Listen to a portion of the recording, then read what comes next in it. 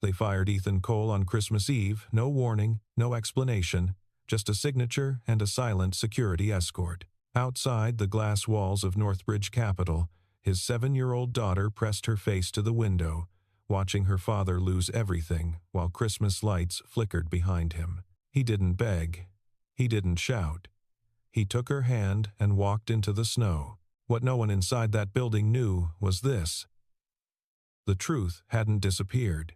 It was waiting. And when it surfaced, it wouldn't just destroy a lie, it would break the CEO who signed his fate. The conference room on the 40th floor smelled like leather and cold ambition. Outside, Havenport glittered under a fresh blanket of snow. Inside, Victoria Hale held a pen. She wore black, always black. Her hair pulled back so tight it looked like it hurt. The termination document lay flat on the mahogany table between them. One signature line. One decision. Ethan Cole sat across from her, his hands folded. He didn't look defeated. He looked tired. There was a difference. "You understand this is effective immediately," Victoria said. Her voice had the texture of polished stone. "I understand," Ethan said. "The findings were conclusive. The audit trail points directly to your oversight. The findings are wrong." Victoria paused, not because she doubted herself, because people rarely contradicted her this calmly. "Mr. Cole, we have documentation. You have what someone gave you," he said. "Not what actually happened." She signed the paper. The pen made a sound like a door closing. "Security will escort you out. Your final paycheck will be processed within 72 hours. Ethan stood. He didn't argue, didn't beg. He picked up the small cardboard box. They'd given him the universal symbol of corporate failure and walked toward the door. Then he stopped. "One day," he said, not turning around, "you're going to find out who actually cost this company $40 million. And when you do, I hope you remember this conversation." Victoria didn't respond. The door clicked shut. Through the glass partition, Lucy Cole watched her father being led past rows of cubicles. She was small for 7.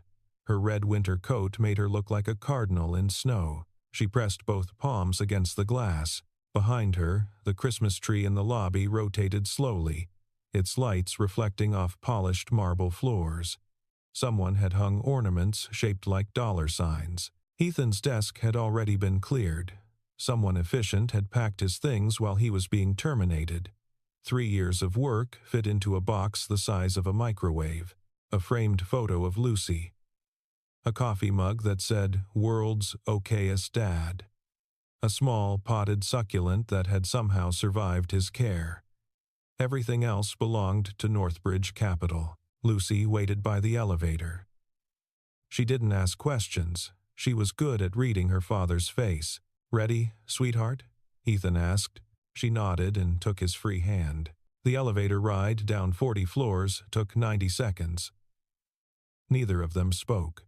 The security guard who'd escorted them kept his eyes on the numbers above the door. Outside, the snow had started again. Fat flakes that caught the light from the lobby and turned gold before they landed. "Daddy?" Lucy said as they walked toward the parking garage. "Yeah, Bug? Did you do something bad?" Ethan stopped walking. He set the box down on a bench and knelt so they were eye level. "No," he said. "I did something right. And sometimes, when you do the right thing, people don't like it." "Why not?" "Because doing the right thing can cost the wrong people money. Or power. Or both." Lucy considered this. Then, "But we're still going to be okay, right?" Ethan smiled. It didn't reach his eyes, but it was real enough for her. "Yeah, Bug, we're going to be okay." He picked up the box, and they kept walking. Behind them, Northbridge Capital rose into the dark like a monument to something neither of them could name. Victoria Hale stood at her office window with a glass of Macallan 25 and watched the snow erase the city. Below, somewhere in that white chaos, Ethan Cole was driving home to whatever small apartment he could afford on a risk analyst salary. With his daughter. On Christmas Eve. She took a drink. The whiskey burned less than the image of that child's face pressed against glass. Leonard Cross had been very clear. The discrepancy in the quarterly report traced back to Ethan's department. The oversight was his. The liability was unacceptable. The decision was obvious. Victoria had built Northbridge Capital on two principles: eliminate risk, maximize return. People were variables. Some variables needed to be removed. She'd removed hundreds of variables in 20 years. This one shouldn't feel different. But the child's face. Victoria finished the whiskey and poured another. Outside, the city disappeared under white. Inside, her reflection stared back from the dark glass. 41 years old. No husband. No children. No one waiting for her in any apartment, large or small. Just the company. Just the numbers. Just the quarterly reports that had to be perfect. Her phone buzzed. Leonard Cross. Everything handled? She typed back, terminated, effective immediately. His response was immediate. Excellent. Liability contained. Victoria set the phone down and looked at the empty office. Somewhere in this building, Leonard Cross was probably celebrating. Somewhere in the city, Ethan Cole was explaining to his daughter why Christmas would be different this year. She'd made the right decision, the only decision. Numbers didn't lie, except sometimes they did. What Victoria didn't know, what she had no way of knowing, because Leonard Cross was very good at his job, was that the audit trail was fiction. 6 months earlier, Leonard had made a bet, not the kind that shows up in quarterly reports, the kind that happens in private rooms with private money and very public consequences. $43 million. Leveraged wrong. Leonard was vice president of finance.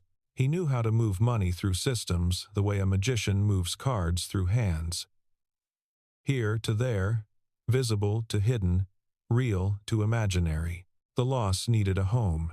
It needed someone to blame. It needed someone without power, without connections, without the ability to fight back. It needed Ethan Cole. The beautiful thing about modern financial systems, Leonard understood, was complexity. Layer enough transactions together and truth became optional. Create enough documentation and reality became negotiable. He'd spent 3 months building the trail. False timestamps, altered emails, risk assessments with Ethan's signature forged so carefully even Ethan probably couldn't tell. The only mistake Leonard made was this. He didn't know that Ethan Cole was the kind of man who kept his own records. Every risk assessment. Every warning. Every email flagging the exact vulnerabilities that Leonard had exploited. Ethan had tried to warn them. In March, he'd sent a memo to Leonard's office detailing the exposure in their derivatives portfolio. In June, he'd escalated concerns about unauthorized trades. In September, he'd formally requested an independent audit. Every document had been ignored, then deleted, then weaponized. But Ethan had copies, backed up, time-stamped, saved on a personal drive that Leonard Cross didn't know existed. Not because Ethan was suspicious, because Ethan was careful. And now he was careful and unemployed, sitting in a 1-bedroom apartment in Queens, watching his daughter sleep on Christmas Eve, while those same files sat on a laptop he hadn't touched since the moment security escorted him out. The truth hadn't disappeared. It was waiting.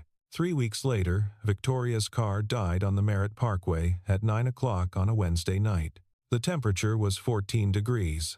The wind cut through her coat like it had a personal grudge. Her phone showed 1 bar and the nearest exit was 2 miles back. She'd been returning from Hartford, a merger negotiation that should have closed at 5 but stretched to 8 because the opposing counsel was either incompetent or sadistic. Possibly both. Now she stood on the shoulder of a mostly empty highway, watching her breath turn to ice, and realized that wealth meant nothing when your German engineering decided to quit. Headlights appeared. A truck, old, practical, the kind that probably outlived whatever luxury sedan she was driving. It slowed and pulled over. The driver's window rolled down. A man looked out. He wore a canvas jacket and had the kind of tired eyes that come from too many double shifts. "Engine?" he asked. "Everything," Victoria said. "Lights, radio, everything just stopped." "Battery," the man said. "Happens in cold like this. I've got cables." He parked ahead of her car and got out. That's when she recognized him. Ethan Cole looked different in work clothes. More solid somehow. Less like a variable to be eliminated, and more like a person who knew which end of jumper cables connected where. Their eyes met over the raised hood. Recognition hit them both at the same moment. "Miss Hale," Ethan said. "Mr. Cole." Silence. The wind howled. A semi-truck roared past, close enough to rock both vehicles. "I can call someone else," Victoria said. Ethan attached the cables. "On a Wednesday night in January? You'll wait 2 hours minimum. Stand back." He jumped the battery. The engine coughed to life. He disconnected the cables with efficient movements that spoke to years of maintaining vehicles that couldn't afford to die at inconvenient times. "Let it run for 10 minutes, he said. "Then you should be fine to make it home." "Thank you," Victoria said. He nodded and started back toward his truck. "Mr. Cole." He stopped. "Why?" she asked. He turned. His face was impossible to read in the dark. "Because you needed help," he said. "And I was here." Then he was in his truck and gone, taillights disappearing into winter dark. Victoria sat in her car with the engine running and the heater slowly bringing feeling back to her fingers. She'd fired this man on Christmas Eve. Destroyed his career. Likely his life, and he'd stopped to help her anyway. For the first time since she'd signed that termination document, Victoria Hale wondered if she might have made a mistake. Victoria spent a week telling herself to forget it. You don't build an empire by second-guessing personnel decisions. Ethan Cole had been a liability. The termination was justified. The fact that he'd shown basic human decency on a highway didn't change the numbers. Except it did, because numbers didn't start dead batteries at 14 degrees for people who'd destroyed their livelihood. Numbers didn't say you needed help and I was here to enemies. People did that. Specific kinds of people. Victoria found his address through HR. Drove to Queens on a Saturday morning that felt more like March than February. The building was old but maintained. The kind of place where people actually knew their neighbors. She knocked. The door opened.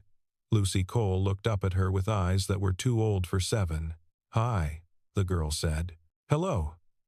Is your father home?" "He's fixing Mrs. Patterson's sink." Lucy opened the door wider. "You can wait if you want." Victoria stepped into an apartment that was smaller than her walk-in closet. Clean. Organized. The furniture was old, but the books on the shelves were arranged by author. A child's drawing hung on the refrigerator. "I remember you," Lucy said. "From Daddy's office." Victoria sat on the edge of the couch. "Yes. Are you here to give him his job back?" The question hit like a bullet. Victoria had prepared 17 different opening lines. None of them worked now. "I wanted to talk to him," she said carefully. "He didn't do anything wrong," Lucy said. "Not accusing. Just stating a fact. He told me he tried to tell people something bad was happening, but they didn't listen." The door opened. Ethan walked in with a pipe wrench and froze when he saw Victoria sitting in his living room. "Bug, go finish your homework," he said quietly. Lucy looked between them, then left. The door to her room closed with the careful click of someone who was definitely going to press her ear against it. Ethan set the wrench down. "Miss Hale, I wanted to thank you," Victoria said, "for helping me on the highway." "You're welcome. I also wanted to offer you something.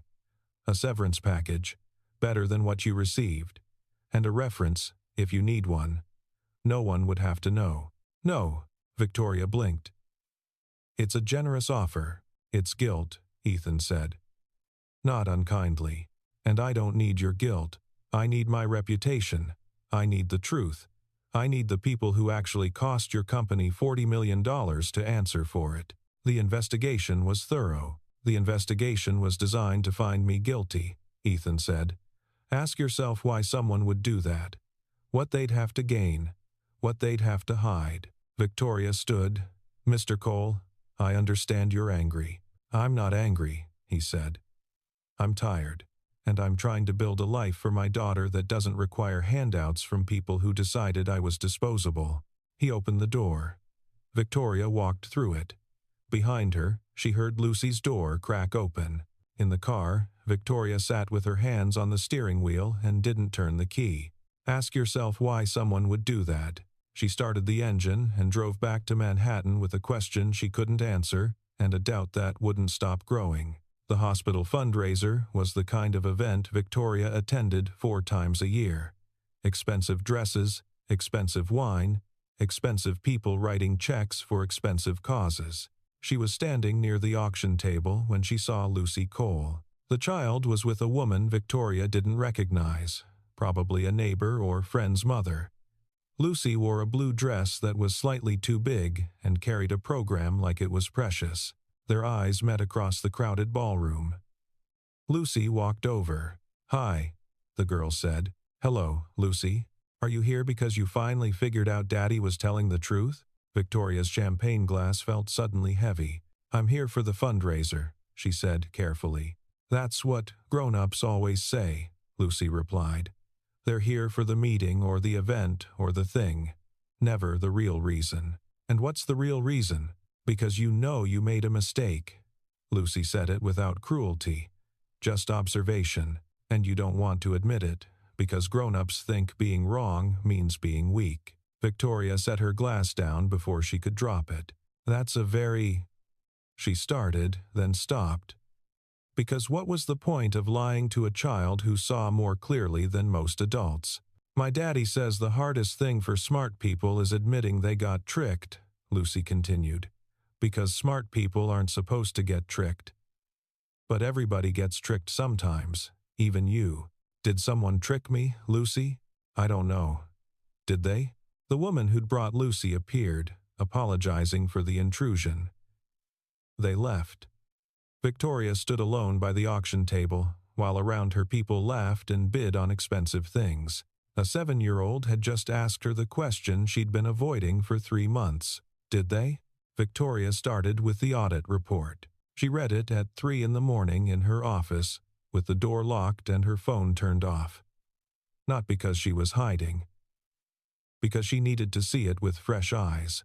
Eyes that weren't looking for confirmation of a decision already made. The report was 37 pages. Most of it was technical. Financial instruments she understood but didn't love. Risk assessments that should have caught what they didn't. A timeline that put Ethan Cole at the center of every failure. Except, the dates didn't quite line up. Nothing dramatic. Small discrepancies. An assessment dated before the position existed. An email timestamp that fell on a Sunday when Ethan had documented proof he'd been in Philadelphia at his daughter's school event. Small things. But small things mattered when you were looking. She pulled the server logs. Ethan's credentials appeared everywhere in the report. But when she cross-referenced actual logins, his activity pattern was normal, consistent, limited to business hours. The catastrophic trades that lost $40 million, those happened at 2, 3, 4 in the morning. When Ethan Cole was home with his daughter, Victoria pulled Leonard Cross's logs next, and there it was. Leonard's credentials accessing systems he had no business touching. At times that matched the catastrophic trades exactly. Using administrative privileges that shouldn't exist to manipulate records that shouldn't be alterable. She found deleted emails. Recovered them. Ethan's warnings from March, June, September. All sent to Leonard's office. All flagging the exact vulnerabilities that were exploited. And Leonard's responses: dismissive, condescending, increasingly angry. The last one, from September, said, "If you persist in questioning my oversight, I'll have to consider whether you're the right fit for this organization." Victoria sat back in her chair and watched dawn break over Manhattan. She'd destroyed an innocent man's career. On Christmas Eve. In front of his daughter, because she'd trusted the wrong person, because she'd eliminated risk without verifying facts, because she'd treated a human being like a variable in an equation that was rigged from the start. For the first time in 20 years, Victoria Hale put her head down on her desk and cried. Leonard Cross arrived at work Monday morning to find federal agents in his office. Victoria had called the SEC herself, then the FBI, then Northbridge's board of directors. She'd laid out everything, the manipulated logs, the deleted emails, the pattern of trades that pointed nowhere except Leonard's credentials. She'd also called the company's attorneys and told them to prepare for public disclosure. Because this wasn't going to be hidden. It was going to be owned. Leonard tried to run, made it to the elevator. Federal agents were faster. By noon, every employee at Northbridge Capital knew. By 3, the story was breaking on financial news networks. By 6, Leonard Cross was being arraigned on 14 counts of fraud, embezzlement, and market manipulation. Victoria scheduled an emergency all-hands meeting for the next morning. The entire company crammed into the main conference hall. Every seat filled. People standing along the walls. The kind of attendance you get when everyone knows something massive is about to drop. Victoria stood at the podium. No notes, no prepared remarks. 3 months ago, she said, I terminated an employee named Ethan Cole. The room went still. I was told he was responsible for critical losses. The evidence seemed conclusive. The decision seemed obvious. I signed the termination on Christmas Eve. Victoria's voice didn't shake. She wouldn't let it. I was wrong. The evidence was manufactured. The investigation was corrupted. And Ethan Cole was innocent. Murmurs rippled through the crowd. Leonard Cross has been arrested for fraud. He manipulated systems, forged documents, and framed an innocent employee to cover his own criminal behavior. The federal investigation is ongoing. Our cooperation is complete. She paused. Let it sink in. But that's not why I'm here. I'm here to tell you that I failed. As a leader. As a human being. I eliminated a risk without verifying facts. I trusted authority without demanding proof. I destroyed a man's career in front of his 7-year-old daughter because I was too arrogant to question my own judgment. The room was absolutely silent now. Effective immediately, Northbridge Capital will establish an independent whistleblower protection program. We will implement mandatory independent audits for all senior leadership, and we will create a victims' compensation fund for anyone harmed by Leonard Cross's actions. This company will never again punish someone for telling the truth, even when the truth is inconvenient, even when the truth costs money, even when the truth makes us look bad. She looked directly at the camera, recording the meeting for remote employees. Mr. Cole, if you're watching this, you were right. About everything. I'm sorry isn't enough, but it's where I'm starting. Victoria stepped away from the podium and walked out through a crowd that didn't know whether to applaud or stand stunned. Ethan watched the press conference from his apartment in Queens. Lucy sat next to him on the couch, eating cereal even though it was 3 in the afternoon. She was homesick from school. Or he'd kept her home because he wanted company. Hard to say which. On the small television, Victoria Hale stood in front of cameras and press and admitted she was wrong. She came to our house, Lucy said. Yeah, Bug, you didn't take her money. No. Why not? Ethan muted the television. Because some things aren't about money. They're about truth and dignity and not letting people buy their way out of consequences. But we need money, Lucy pointed out practically. Mrs. Patterson said you're fixing everyone's stuff for free. We're doing okay, Ethan said, which wasn't quite true but wasn't quite false either. His phone rang. Unknown number. He almost didn't answer. Mr. Cole, this is Victoria Hale. Ethan walked into the kitchen. Through the doorway, he could see Lucy pretending not to listen. "I saw the press conference," he said. "I'd like to offer you your position back, with back pay, a formal apology from the board, and a substantial promotion." Silence. "Mr. Cole, what changed?" Ethan asked. "Everything," Victoria said quietly. "I looked at the evidence without assuming I already knew the answer. I questioned my own judgment. I admitted I was wrong. Your daughter helped me understand that being wrong isn't weakness. It's just being human." Ethan looked at Lucy through the doorway. She waved at him with her cereal spoon. "I'd need some conditions," he said. "Name them." "The whistleblower program reports directly to the board, not through any intermediary. No exceptions." "Done. My schedule needs to accommodate my daughter. No late meetings without advance notice. No apologies required when I leave at 5. "Agreed." "And Mr. Cole?" "Yes?" "Thank you for giving me the chance to be better than I was." Ethan hung up, walked back to the couch, sat down next to Lucy. "What'd she want?" Lucy asked. "My job back? You gonna take it? What do you think?" Lucy considered this with the gravity of someone much older. "I think people should get second chances, even when they mess up bad, as long as they really mean it when they say they're sorry." "Yeah," Ethan said. "I think so too." 3 months later, Ethan walked into Northbridge Capital with his daughter's hand in his. It was Take Your Child to Work Day. Lucy wore her best dress and carried a notebook she'd been saving for something important. Victoria met them in the lobby. She'd started leaving her office more, talking to employees, learning names, asking questions without assuming she already knew answers. "Good morning, Mr. Cole." "Good morning, Lucy." "Good morning," Lucy said formally. Then, "You look different." Victoria smiled. It was still new, that expression, still felt foreign on her face. But she was learning. Different how? Less scary, Lucy decided. More like a person.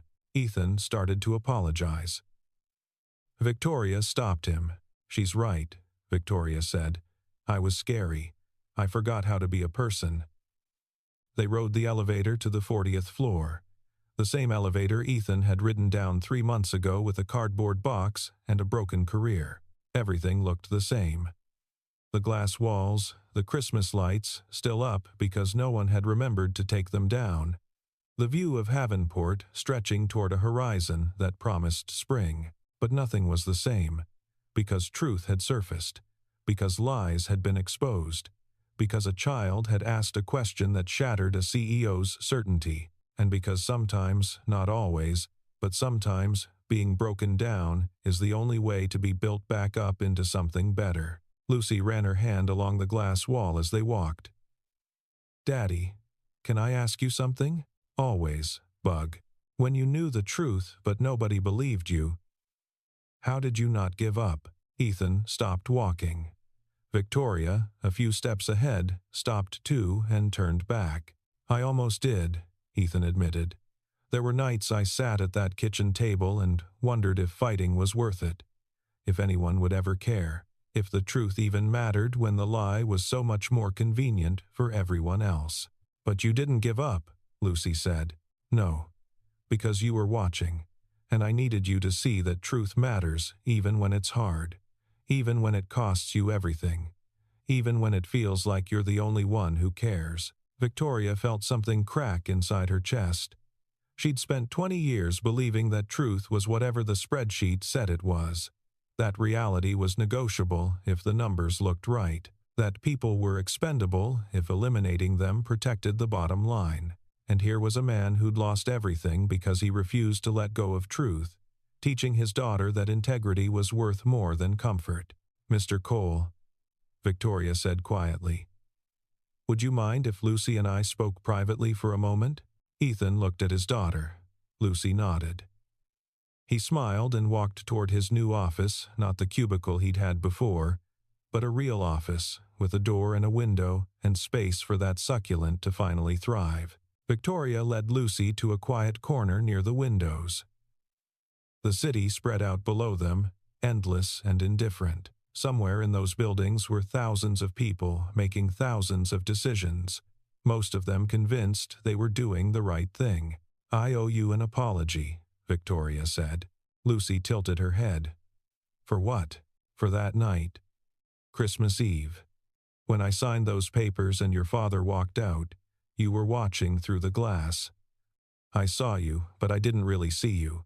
I saw a complication, a reminder that my decision had consequences beyond the quarterly report. But I didn't see you as a person whose whole world was about to change." "It's okay," Lucy said simply. "It's not. But thank you for saying so." Lucy was quiet for a moment. "Then, can I tell you something? About that night? Of course. I wasn't sad for me.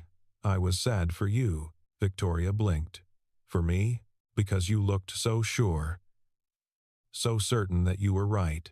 And I knew even then, even at 7, that you were making a mistake. And I felt bad because I knew someday you'd find out and it would hurt worse than if you'd just listened in the first place." The words landed like stones in still water, ripples spreading outward, disturbing everything. "You're a very wise person, Lucy Cole," Victoria said, her voice rough. "I just pay attention," Lucy said. "Most grown-ups don't. They're too busy thinking about what they're going to say next to actually hear what people are saying now. I'm trying to be better at that." "I know. I can tell." Lucy looked up at her. "You want to know how?" "How?" "Because you're not scary anymore. When people are really listening, they're not scary. They're just present." Victoria sat down on the floor, right there by the window, her expensive suit crumpling against the carpet. Lucy sat next to her, cross-legged, looking out at the city. "I spent 20 years being scary," Victoria said. "I thought that's what leadership was. Being the person everyone was too afraid to question. The person who made the hard decisions and never looked back. The person who eliminated risk and maximized returns and never, ever admitted to being wrong." "That sounds lonely," Lucy observed. "It was. I just didn't know it." They sat in silence for a while. Below them, the city moved. People going to work, coming from work, living their lives in the spaces between. Everyone with their own truth, their own version of events, their own certainty that they were doing the right thing. "My mom used to tell me something," Lucy said eventually. Before she got sick, Victoria waited. Lucy had never mentioned her mother before.